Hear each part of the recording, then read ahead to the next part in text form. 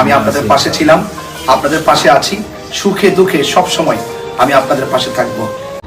আসসালামু আলাইকুম ওয়া রাহমাতুল্লাহি ওয়া বারাকাতুহু।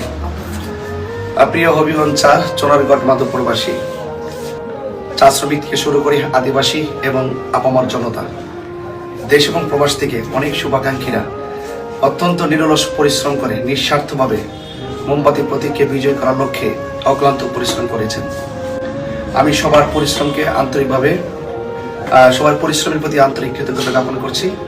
আমরা যা কিছু অর্জন করেছি এটা একমাত্র নিঃস্বার্থ ভালোবাসার মাধ্যমে কিন্তু অর্জন হয়েছে।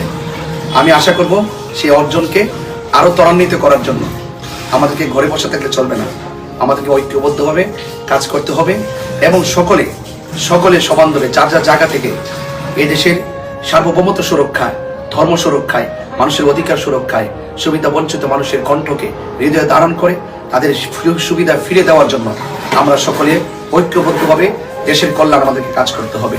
আমি আপনাদের পাশে ছিলাম, আপনাদের পাশে আছি, সুখে দুঃখে সব সময় আমি আপনাদের পাশে থাকব।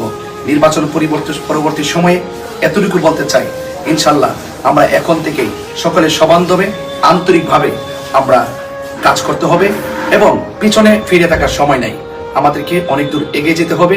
সেই জন্য দেশটি সবার, দেশের কল্যাণে, দেশের মানুষের কল্যাণে, সকল মানুষের তরে আমাদের নিজেদেরকে উৎসর্গ করতে হবে।